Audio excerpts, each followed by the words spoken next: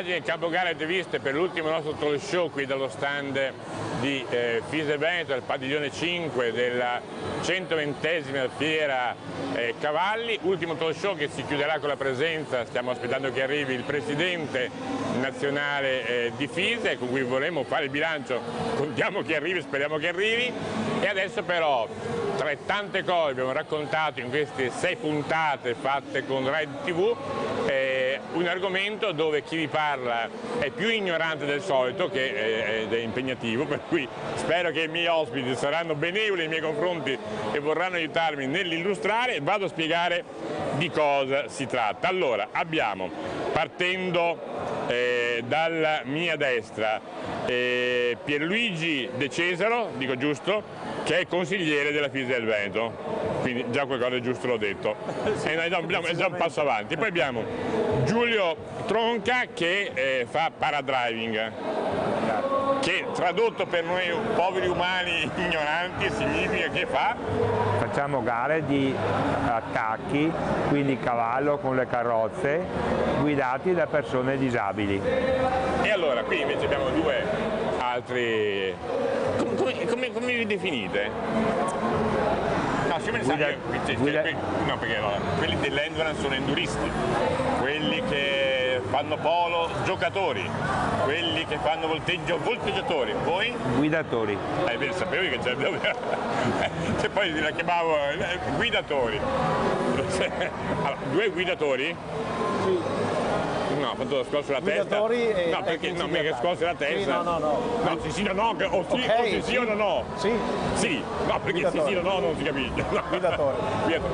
Guidatori e anche istruttori. E anche istruttore. Sì. Allora,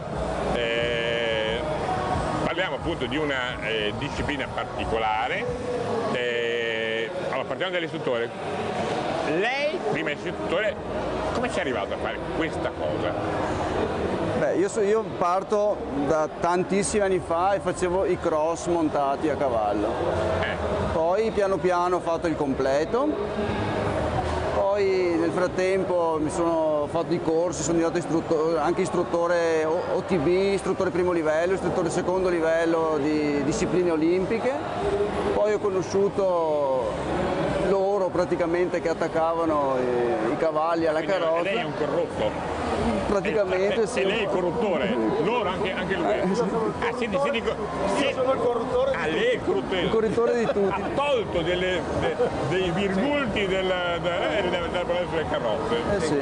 Ma quindi andiamo al corruttore, perché a questo punto il corrotto mi è. E lui è. E allora il corruttore da dove cominciamo? Ma cominciamo che io nel mondo dei cavalli ci sono da sempre, da bambino, proprio una cosa di famiglia, e quindi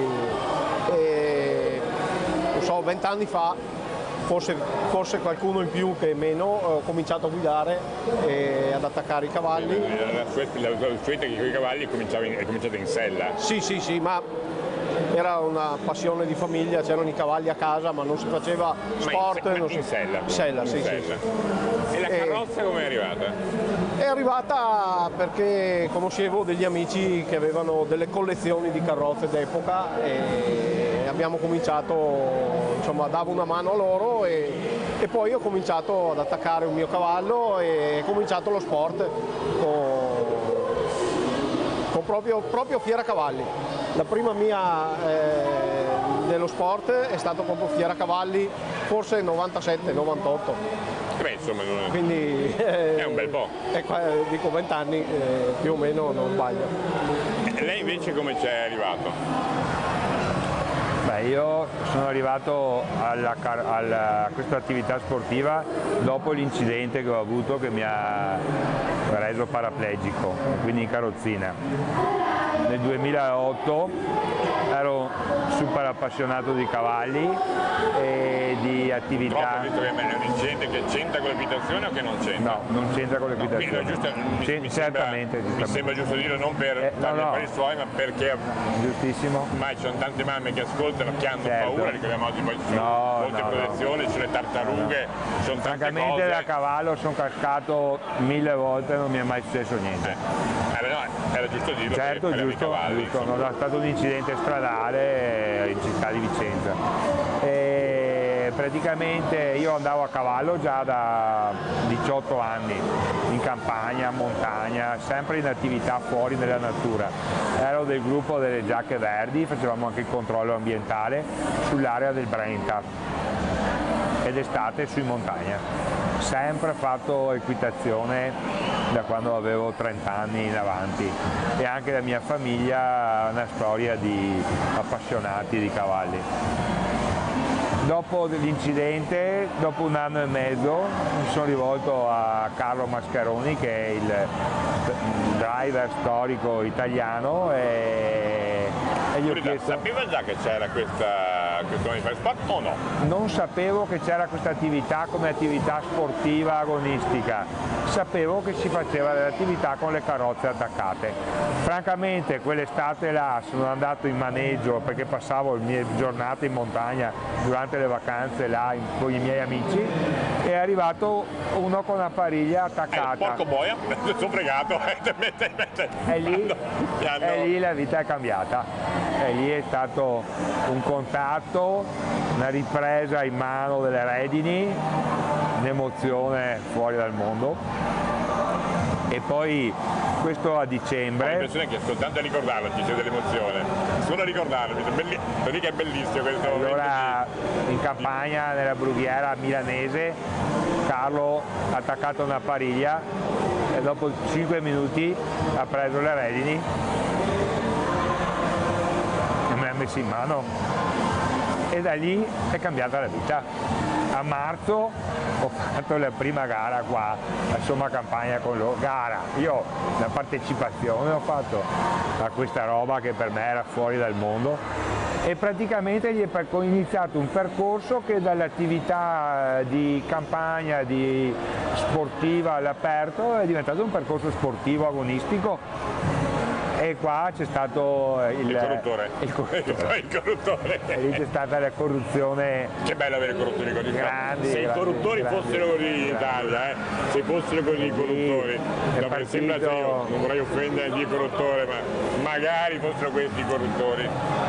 Lì il giorno della prima uscita hanno nascosto i giudici, hanno detto adesso c'è uno che Carlo farà guidare in mezzo qua. E mi ha messo in mezzo con sto cavallo, abbiamo fatto i primi coni, la prima gara, e da lì poi è partita un percorso che dura da 8 anni. Ho partecipato a 2 campionati del mondo. Mi sa che il concetto è io voglio morire in carrozza. Se posso scegliere, mi sembra che sia un po' così. Che effetto fa vedere questa passione, questo entusiasmo? Io davvero mi sta emozionando. Guardi, io sono stato coinvolto in questa esperienza dal Comitato Veneto, e quando mi chiesero di occuparmi di riabilitazione equestre e di paralimpico, venendo io dall'agonismo del salto ostacoli, avevo qualche titubanza perché non conoscendo chiaramente la disciplina. Invece poi quando ho cominciato a lavorare con Giulio, con la Laura, con la Valentina, che si occupano chi di riabilitazione equestre, chi di paralimpico, l'emozione che viene profusa in questo momento da Giulio, ma che poi la portano anche nell'ambito del nostro comitato, del nostro dipartimento, ti appassiona. Poi quando ti avvicini a certe discipline, quando capisci che la disabilità ha delle eccellenze di un certo livello, chiaramente un soggetto che è normale... I più che disabili direi diversamente dotati. No, ma sono più dotati degli altri, anche perché trasferiscono dal punto di vista umano, ok? Quindi quando lei parla con Giulio e affronta i temi, sono dei portenti, perché con questa gente qui hanno una determinazione che io lo posso dire perché ci sto assieme, quindi. Ma è una grande fortuna per lo sport paralimpico in genere aver avuto una Bebe Vio, che in questo senso è un bellissimo esempio come persona. Sì, ma vi parlo dell'immagine anche al di là del suo sport specifico del Bebe Vio, questo impatto che ha e che ha portato anche a una maggiore partecipazione nei confronti degli sport paralimpici, a prescindere da quale sia, insomma, credo che sia una figura trainante che fa del bene a tutti gli sport paralimpici.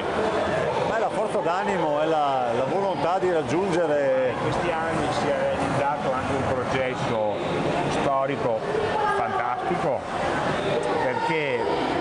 sport paralimpici gestiti solo per i paralimpici. Siamo passati a fare sport dentro le federazioni normali e noi adesso abbiamo delle omologazioni di regolamenti che ci permettono di fare le gare nell'ambito dei normali.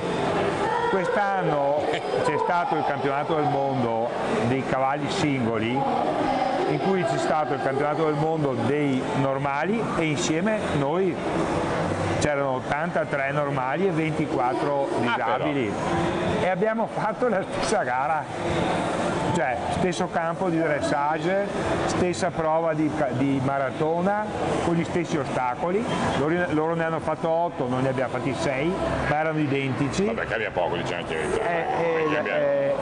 da 6 a 8 non cambia il mondo. E il campo coni era lo stesso, quindi è stato un momento di evoluzione nell'ambito equestre fantastico, è la prima volta nella storia che è avvenuto questo, ma questo sta avvenendo anche in tutte le federazioni paralimpiche, cioè, anche negli altri sport paralimpici c'è stata questa integrazione di uscire da un mondo che era solo per i disabili. Mi sembra più che giusto, mi sembra più che giusto, ma ripeto, non vi vedo diversi, cioè vi vedo con, cioè, voglio dire, se noi tre ci mettiamo a giocare a pallacanestro siamo tre handicappati di quelli proprio che ci ridono dietro, voglio dire, quindi mentre magari uno può essere campione del mondo di un'altra cosa, ma anche se mettiamo un campione del mondo di rugby a giocare a pallacanestro non è già una bella figura, quindi voglio dire, ognuno ha le sue capacità.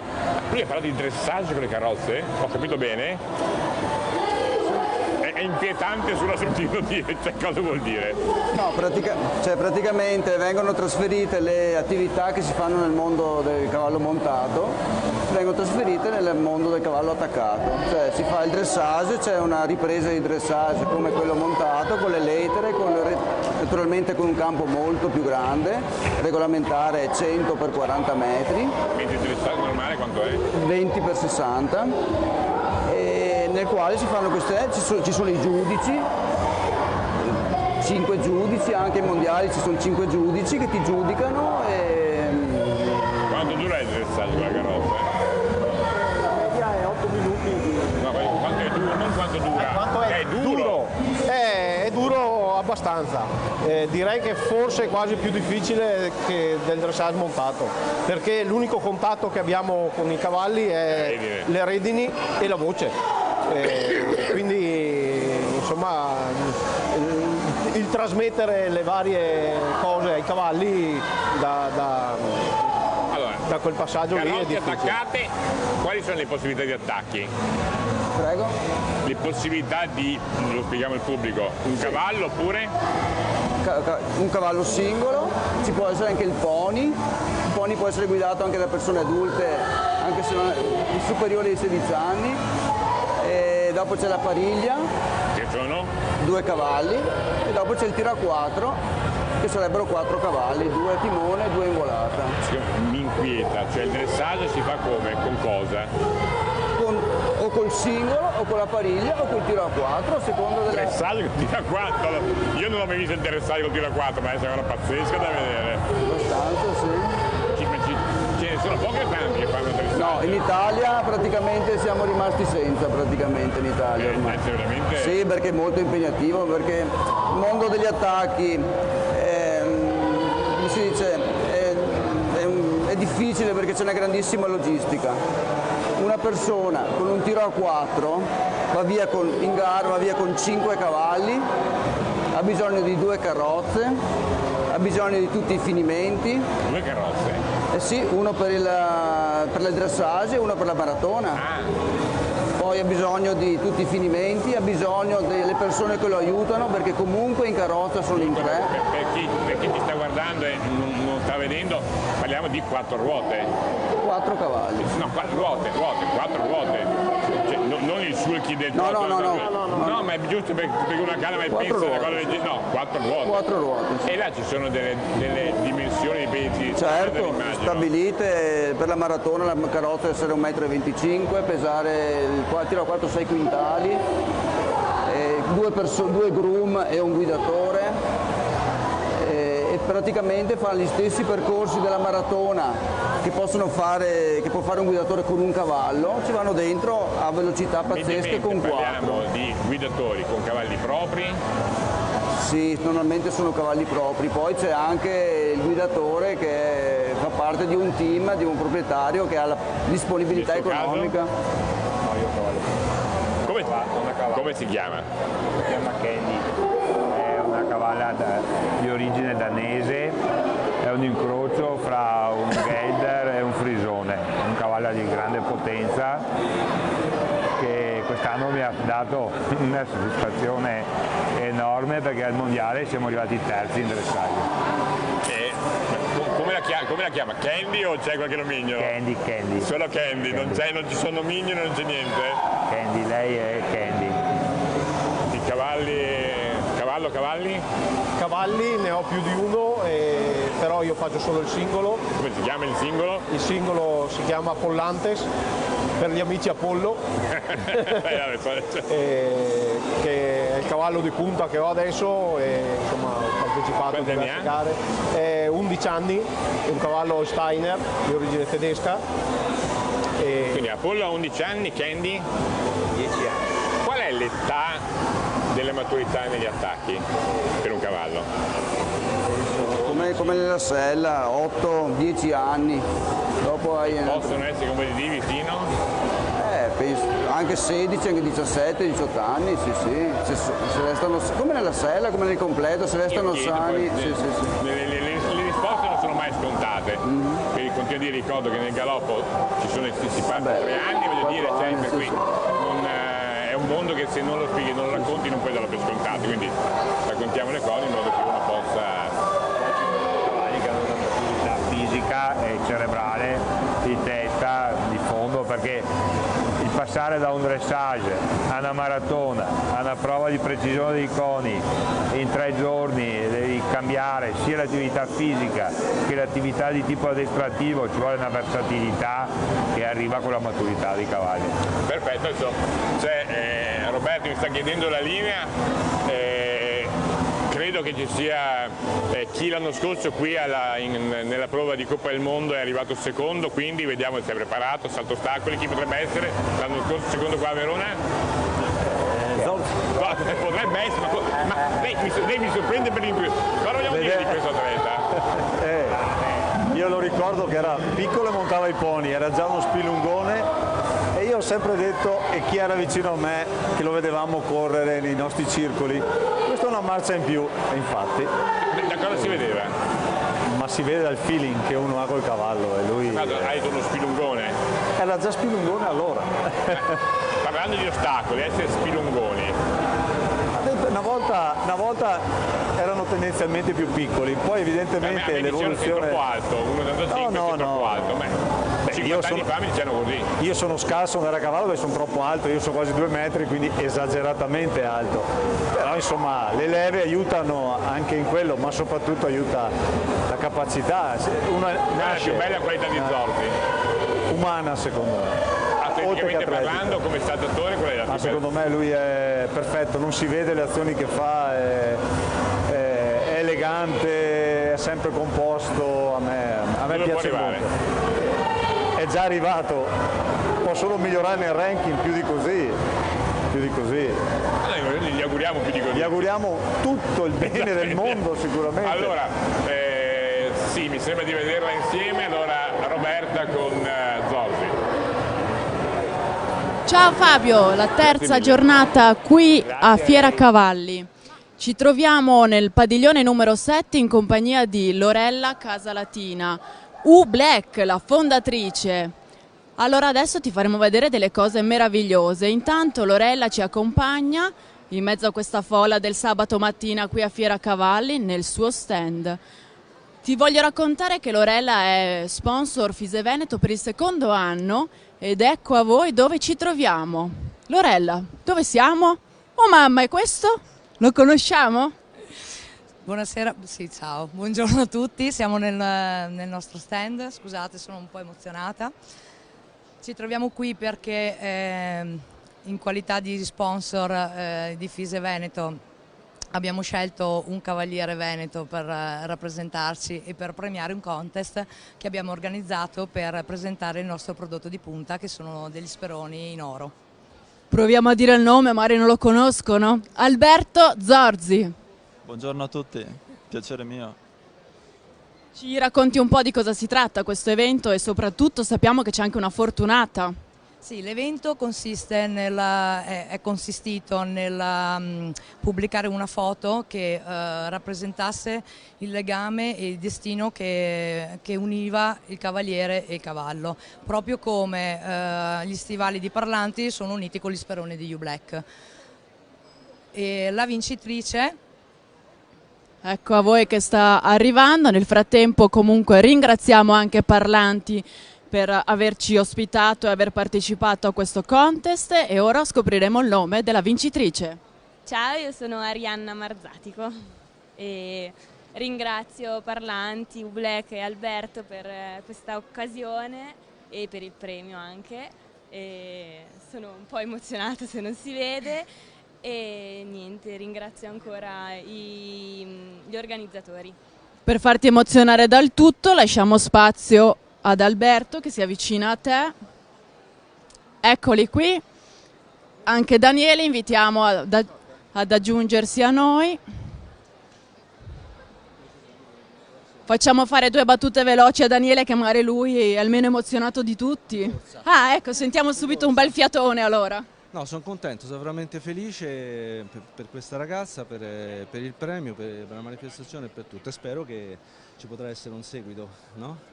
Oltre al premio. Alberto, tutto bene? Molto bene, sono contento di essere qua e orgoglioso di usare Parlanti e U-Black e niente, premiamo la ragazza. Tanto siete già fortunati di vedere Alberto sorridente perché dopo l'ultima gara di ieri sera dove era in testa e ha fatto un errore, ieri sera non era proprio così sorridente e sciolto, però dai, abbiamo ancora 2 giornate davanti. Grazie Lorella Casalatina, grazie Daniele. Parlanti, non abbiamo parole da dire perché ormai sappiamo tutto. Grazie. E dunque, avanti a tutti, buona Fiera Cavalli, grazie a voi e grazie soprattutto alla vincitrice. E chi è? Siamo in onda, grazie Roberta per averci intervistato, una persona che mi pare di capire tu conosci molto bene, ma non voglio dire niente di più. Noi vogliamo parlare di salute del cavallo. È una degli ospiti, allora la facciamo accomodare, prego venga avanti e mettiamo il totale per favore, Italo, il totale, dai, venga avanti, attraversi pure, venga, siamo in diretta, prego, si accomodi, guardi, facciamo una cosa molto sexy, non la faccio io, si passerebbe gentilmente questo sotto la maglia, perché se lo faccio io sarebbe un po' scandaloso, non vorrei essere arrestato poi per molestie sessuali, fermala un attimo, lei è veterinario? No. No, perfetto, non so chi è fantastico, arrivano anche i veterinari, eccezionale, prego, lei vada là, brutta, venga qua lei, più carina, mi tengo quella più carina, mi può capire, vero? Lei se ne infilerebbe sotto la maglia? Lei se ne infilerebbe sotto il maglione? Cosa non mi tocca fare, incredibile, e poi visto che c'è il bello della diretta, la bugia è una falsità enorme, non mi presti gli occhiali, potrei uccidere, aspetti un secondo, ce la possiamo fare? Sì, dovrebbe esserci, vediamo, dove eravate finiti? Aspetti un secondo, ce l'ha fatta? Sì, perfetto, vediamo, sì, dovremmo esserci, scusi i capelli se no, vediamo, chiediamo in regia, allora guardi, siccome siamo in diretta, lei si presenta, mi dice nome, cognome, attività, quelli la sentono in regia. Io sono Massimo D'Are, sono un veterinario ippiatra. Un veterinario? Ippiatra.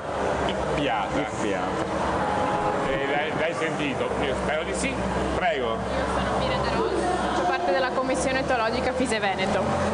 E poi abbiamo una veterinaria, una ippiata. Un'altra ippiatra, sì, sono Silvia Torresani e anch'io sono una veterinaria ippiatra. Come si chiama, detto? Silvia Torresani. Torresani, che si sente molto bene. Sì. Abbiamo dei leggeri rumori di contorno. Allora, l'ippiata non sapevo, insomma, non sento, perché mi incuriosiva, perché non è che sentivo il veterinario cinofilo, il veterinario bobata, non so. No, ci occupiamo esclusivamente di cavalli. Sì, mi scusi, sì. Le lo chiedo, ma chi si occupa esclusivamente di mucche? Buiatra. Chi si occupa esclusivamente di cani? No, Vabbè, chi si occupa del cliente di gatti? No, dicono di piccoli animali. Però lei si di Buiatra, sì, la buiatria è la parte della veterinaria.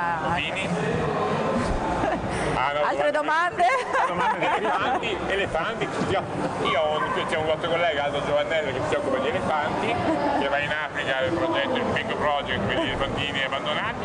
Come lo chiamiamo? Non ho idea. Pachidermi, non so. Vabbè, mi piace. Vabbè, si impara se lei lo sapeva. Che li conosco da anni, per cui mi ero... Sì. Poi me lo vedo che lui è un giovane incontra una sì tesori su un'Olimpiata. Non so se suona bene, però quindi no. Va bene. Nel cavallo onnisciente o con una specializzazione? Mi occupo della bocca dei cavalli, dei denti dei cavalli. Della bocca? Sì. Che nel cavallo è una cosa molto... Assieme a un progetto che stiamo portando avanti assieme alla mia collega nonché moglie Silvia. Nonché? Moglie. Ah, nonché moglie. Ci occupiamo anche di comportamento equino, per questo che c'è stata questa connessione con Piera, che è qui seduta vicino a noi, e anche con FISE Veneto, con la commissione etologica di FISE Veneto, perché abbiamo portato avanti questo lavoro che abbiamo introdotto in Italia 11 anni fa, che è il lavoro di Linda Tellington Jones. Lei invece? I denti riguarda il marito? I denti riguarda lui, io invece mi occupo di chiropratica, agopuntura e fisioterapia nel cavallo.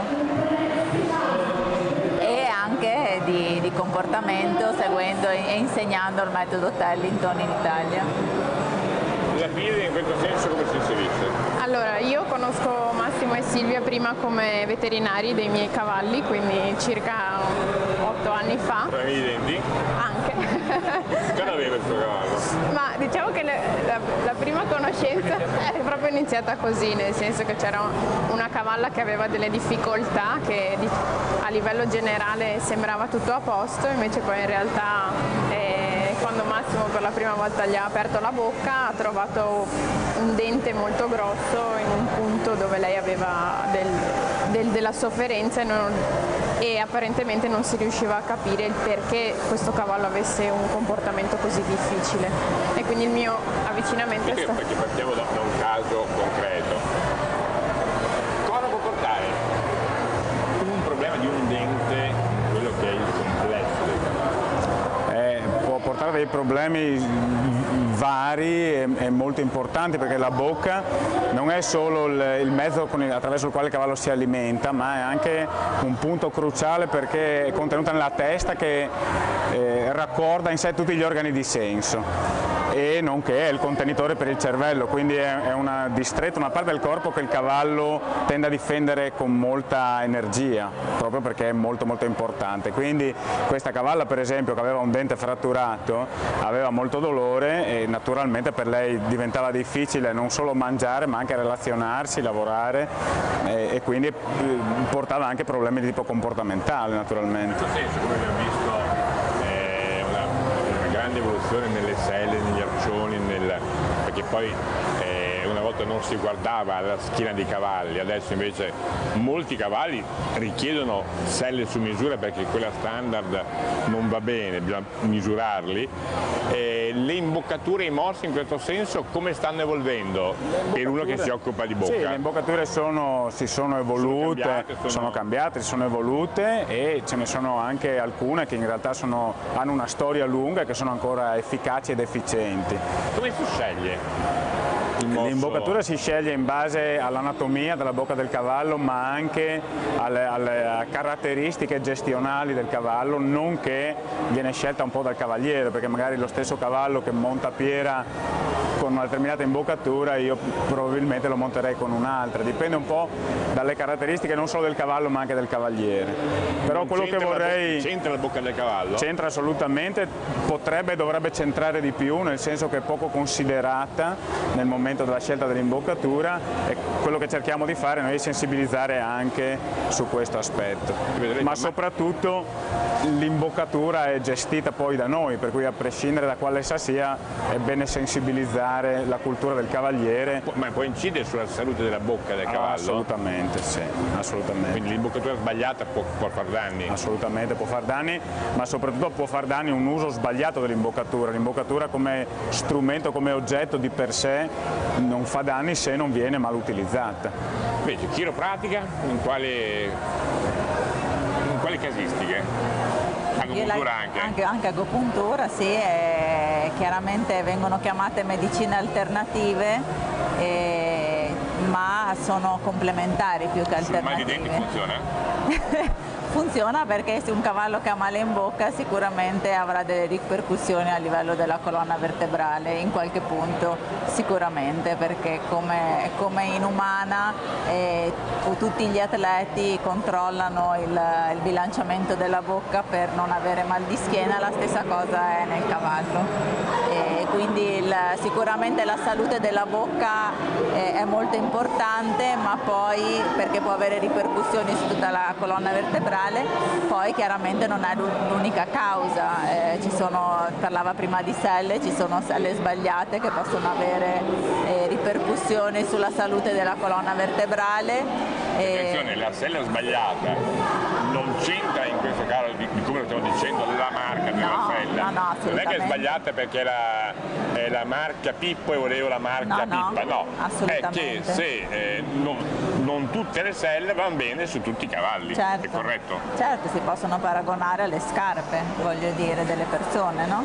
Non tutte le scarpe, magari una scarpa di una misura di una marca porta il 37, io porto il 37, di una scarpa magari porto il 38. Se ne mettiamo un 36, magari torna a casa sera e devo andare a correre, magari non è l'ideale. La stessa cosa per i cavalli, purtroppo non è la marca, ma è come calza sul cavallo. E poi ci sono anche molte volte tramite dei cuscini o dei bilanciamenti della sella si possono far calzare meglio le selle, però se la misura dell'arcione ad esempio è sbagliata per un cavallo, la sella dovrebbe un po' seguire la vita di un cavallo, invece... Io cito una persona che doveva essere qui ospite, che è Fulvio Bolzani, che è venuto a venire, che le misura i cavalli proprio per vedere la compatibilità del cavallo con...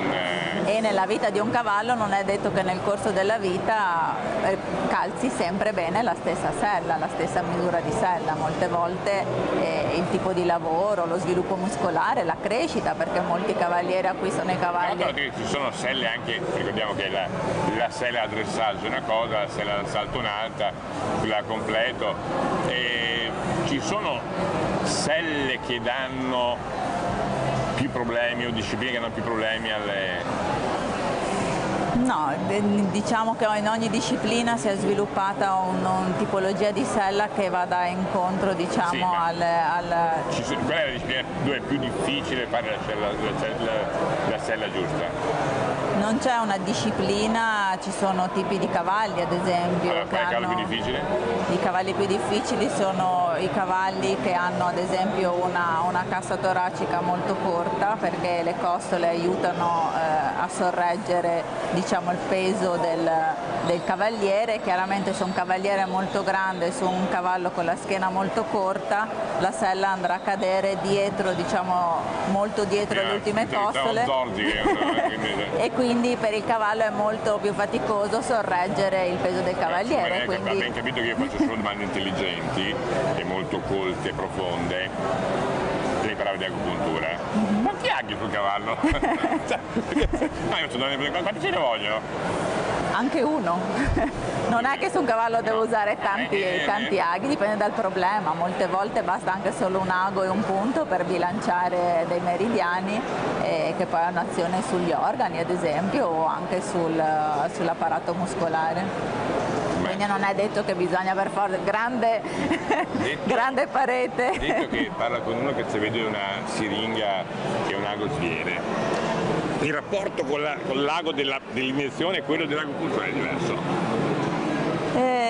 diciamo che gli aghi di agopuntura sono più sottili e quindi si sentono meno. Molti cavalli hanno paura degli aghi e anche degli aghi di agopuntura perché hanno brutte perché hanno avuto brutte esperienze. Per necessità lavorativa. Siamo distanti da questa, è pericolosa. All'ago facile, no. Scusate, i cavalli li accettano abbastanza.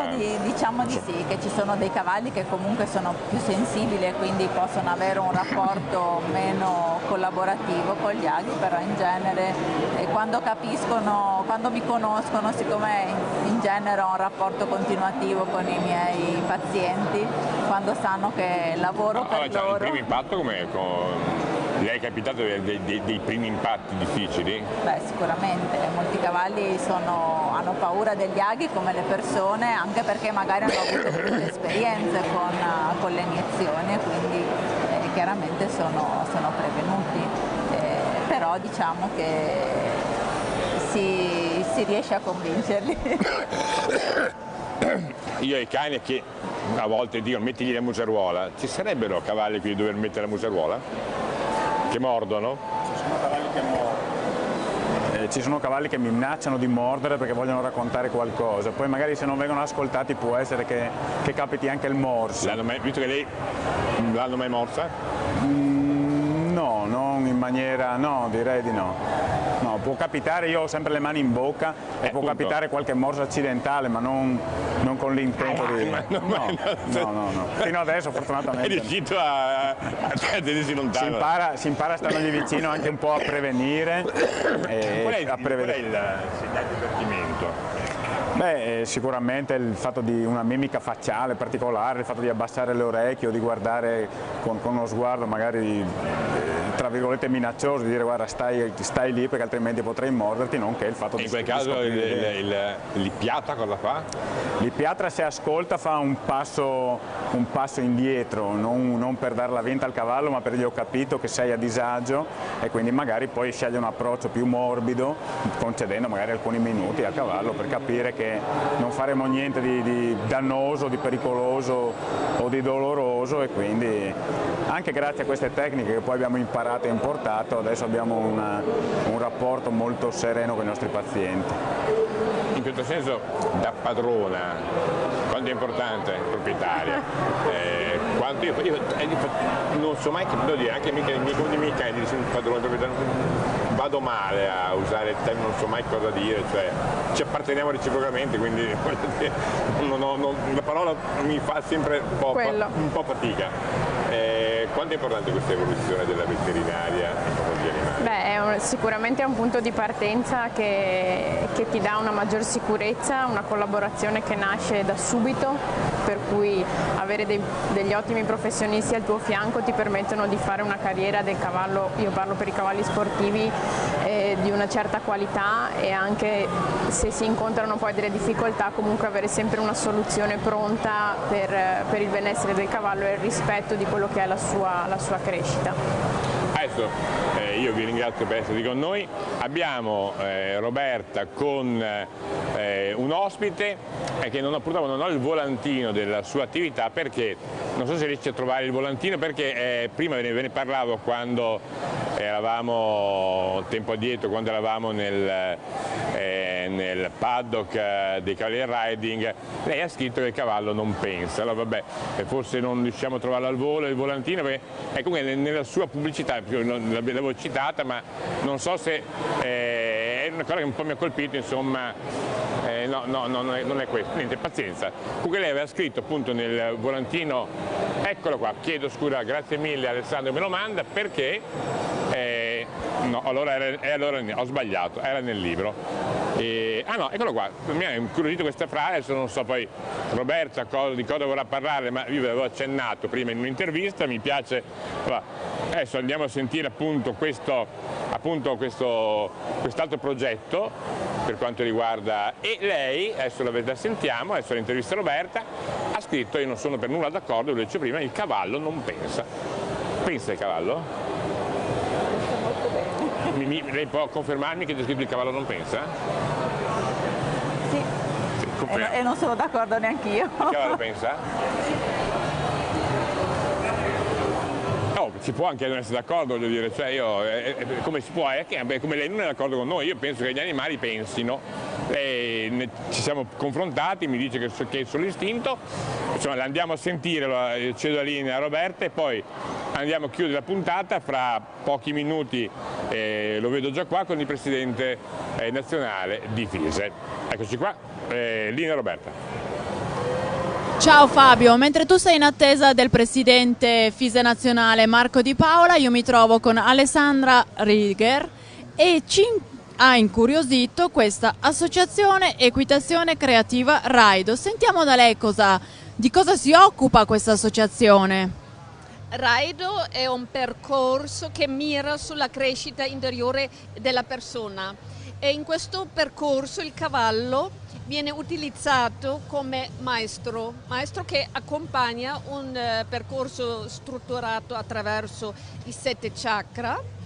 E iniziando col primo chakra sviluppiamo delle caratteristiche, delle energie ben precise che servono non solo per interagire col cavallo, ma soprattutto per aumentare la qualità di vita. Questo è il percorso Raido Healing Horses, che può essere affrontato da chi vuole appunto affrontare una crescita interiore, oppure da persone che vogliono sviluppare una professione vera e propria, accompagnando altre persone in questo sviluppo, utilizzando il cavallo come maestro al fianco. Oppure per chi ha un cavallo e vorrebbe instaurare un rapporto passato sul rispetto, sulla fiducia e sulla dignità.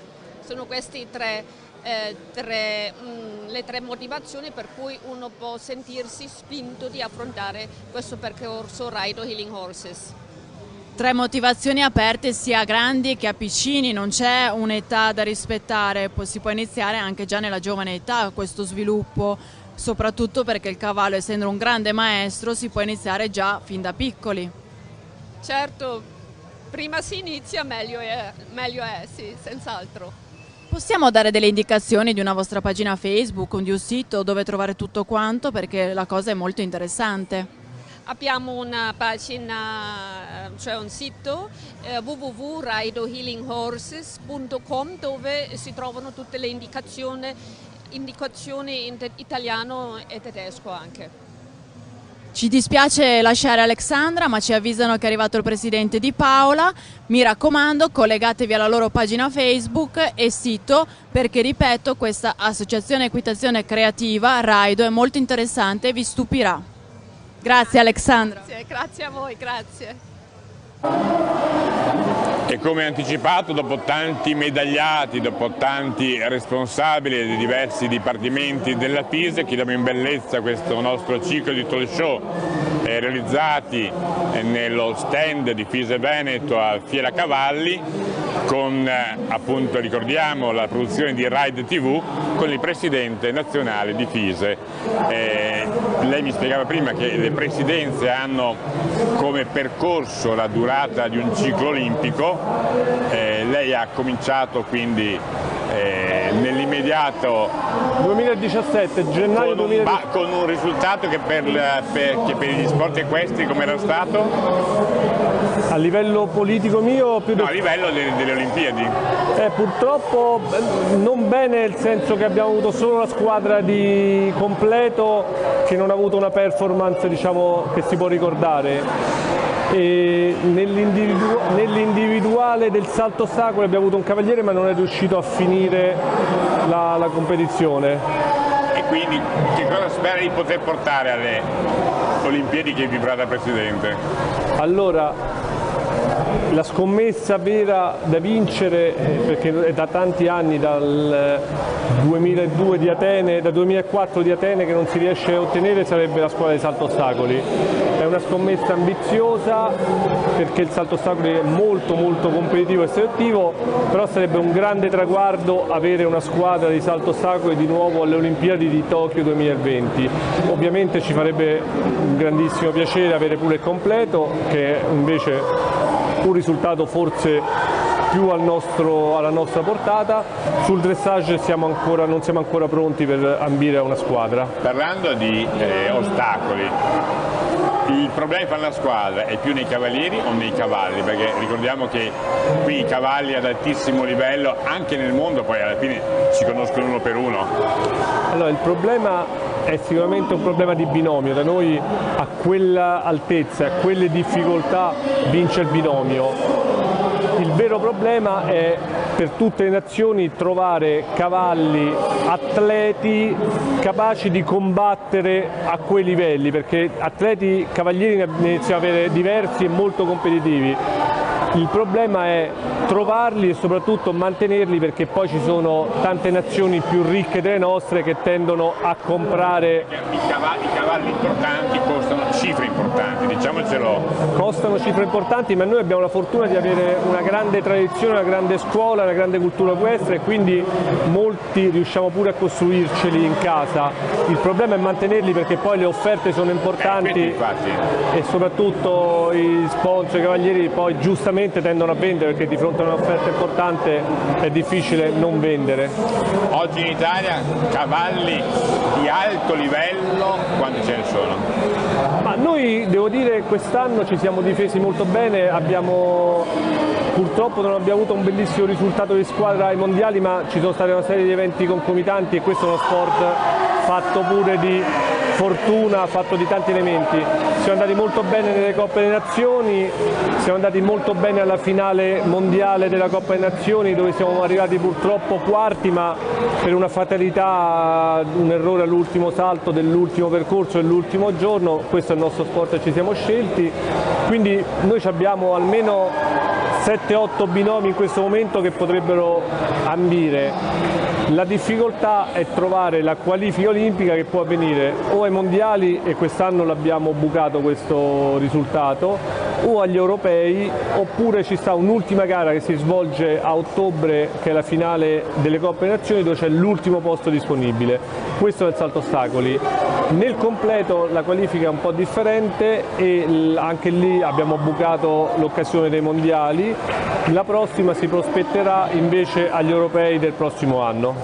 Tra le discipline che abbiamo conosciuto in questi talk show in questi giorni, ce ne sono alcune che aspirano a diventare olimpiche e una ha qualche progetto in più delle altre. Allora, sicuramente... Che non è una cosa italiana chiaramente, ma parliamo di movimenti. Ma mi sembra anche il volteggio. Beh, il volteggio... Anche il polo. Il polo ha una storia differente, il polo faceva parte delle discipline olimpiche. Negli anni 30 credo, 40. Quest'anno è stato fatto una competizione dimostrativa di polo alle Olimpiadi giovanili. Brasile mi sembra. Si parla di farla entrare nelle Olimpiadi invernali perché c'è il polo sulla neve, quindi il polo ha una storia a parte e potrebbe avere delle serie ambizioni. E quella che fatica a rimanerci è un po' il completo, che è la disciplina più severa, più impegnativa, e ci stanno due discipline che sono l'endurance, che è la maratona, che è molto apprezzata dal mondo arabo, e sappiamo che il mondo arabo è un mondo molto influente oggi. Sulla sabbia anche. Si fa sulla sabbia, ma il mondo arabo ha una grande influenza, dato i petrodollari a disposizione aiutano. Quindi c'è da una parte l'endurance che ambirebbe ad entrare nelle discipline olimpiche, dall'altra parte c'è il volteggio che è a metà tra l'equitazione e la ginnastica, è un'altra disciplina molto attraente. Quindi nel breve periodo non dovrebbe cambiare niente, nel medio potrebbe esserci qualche sorpresa, forse a scapito del completo.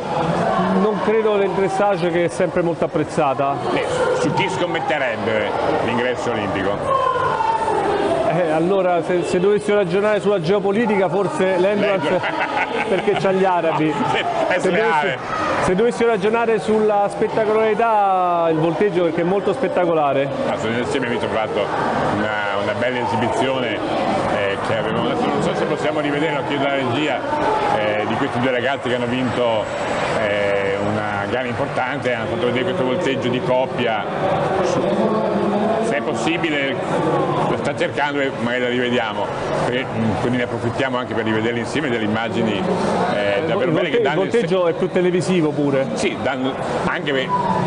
anche se l'endurance dal punto di vista televisivo è anche difficile perché sono 160 km molto severa, poi sono 160 km, tu parti alle 6 mattina, arrivi alle 9 di sera. Televisivamente è un po'... Sotto il profilo televisivo venderla... La stessa maratona che pure agli italiani ha dato belle soddisfazioni, ecco quelli che stanno presentandosi, la stessa maratona che pure agli italiani ha dato belle soddisfazioni, televisivamente non è sempre spettacolare, siamo sinceri. Certo. Ti prende gli ultimi chilometri quando dici ce la fa, non ce la fa, va in crisi, però la partenza e i primi 40 km francamente sono, non dico noiosi, ma televisivamente poco appetitosi.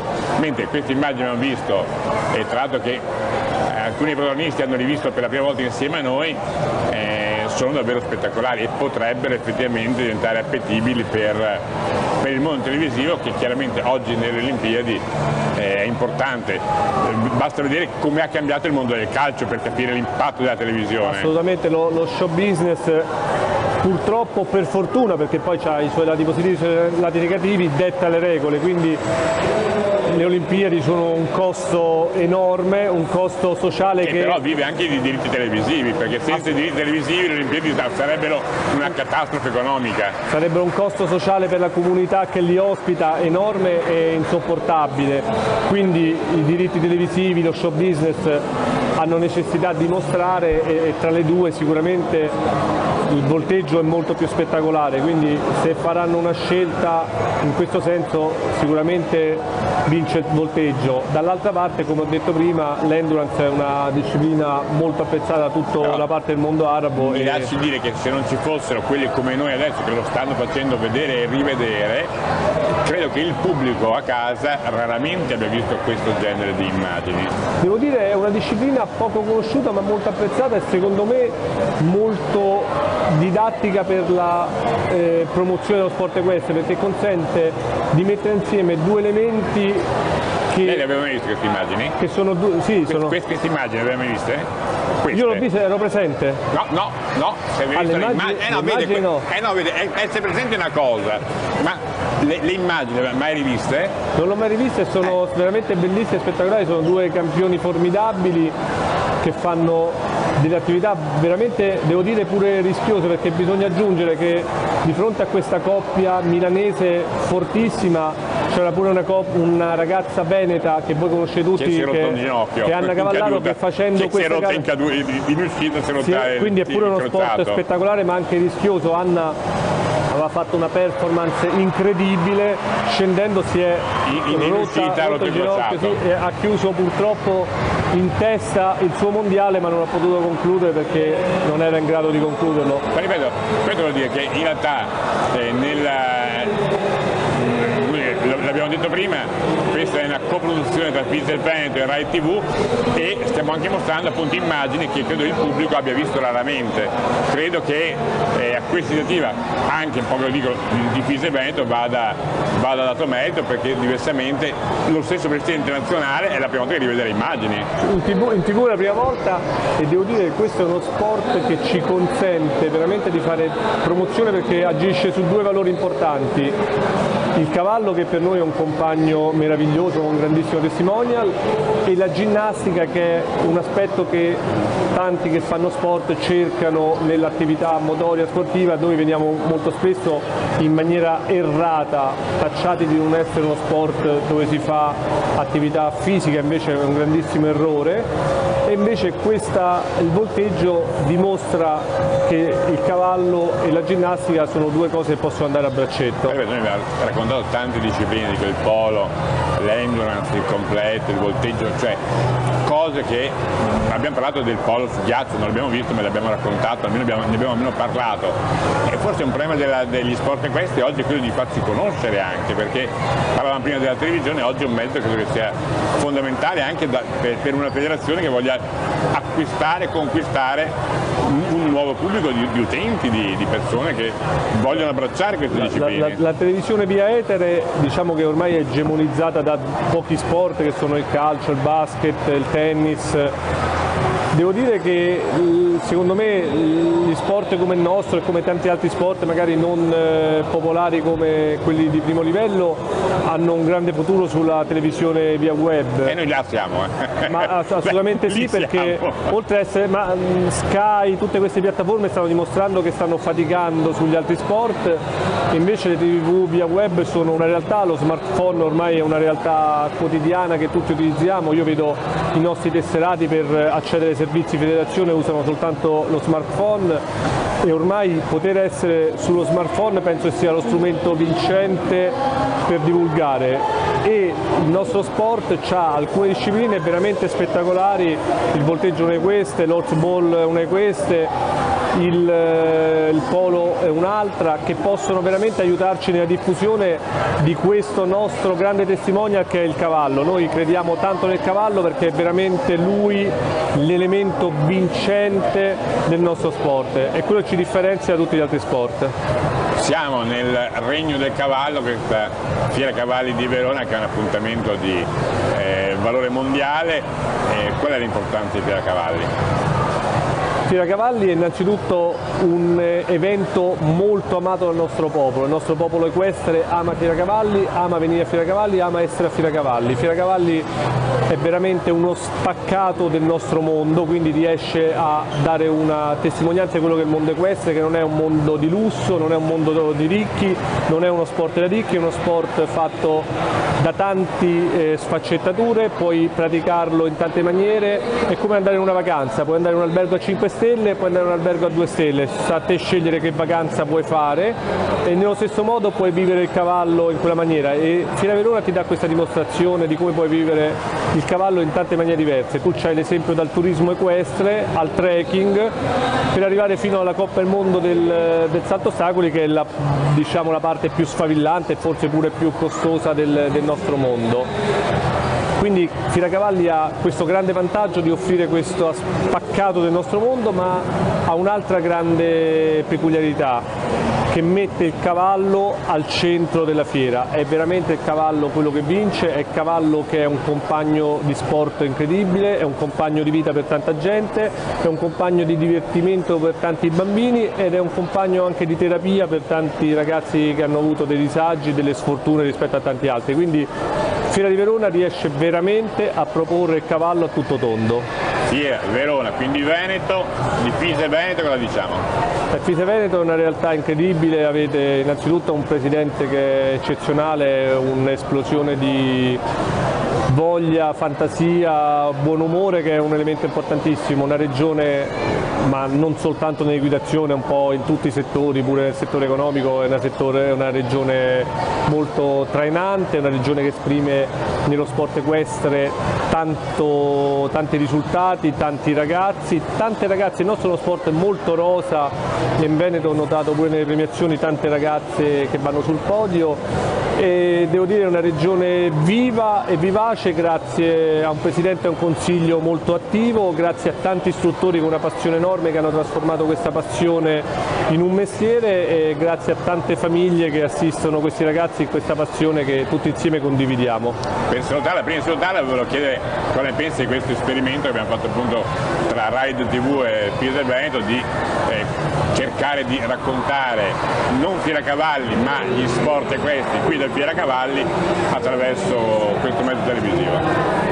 Io credo che sia un'iniziativa ottima, già l'altro anno c'è stata questa iniziativa, bisogna implementarla, dobbiamo essere bravi noi, deve essere bravo l'editore, devono essere bravi tutti quelli che ci collaborano a trovare il giusto equilibrio economico affinché questa rete possa continuare, possa sostenersi, perché poi ogni attività ovviamente deve avere una sua logica imprenditoriale di sostentamento, e quindi dobbiamo essere bravi a trovare quei contenuti che possono permettere la sopravvivenza di questi mezzi di comunicazione che sono il futuro e soprattutto sono una grande promozione per lo sport equestre e per questo nostro meraviglioso amico e compagno che è il cavallo. Per quanto mi riguarda abbiamo potuto raccontare e vedere immagini come quelle di prima, è stata un'occasione davvero unica e io spero che in questo senso si possa continuare per mostrare tanti altri ragazzi, dare anche loro la soddisfazione di essere visti, essere raccontati, e quando purtroppo anche se sono medaglie, anche se sono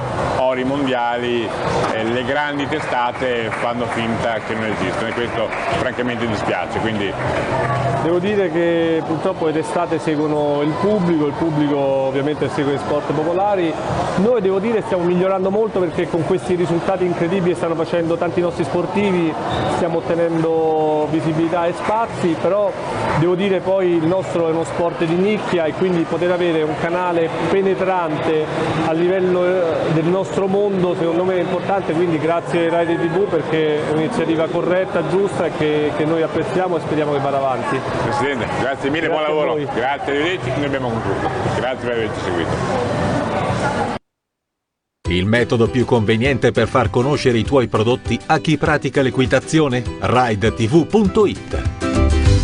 RideTV.it offre inserimenti pubblicitari su misura, con contatti mirati e garantiti. Chiama il 335 18 29 609 o scrivi a info@ridetv.it.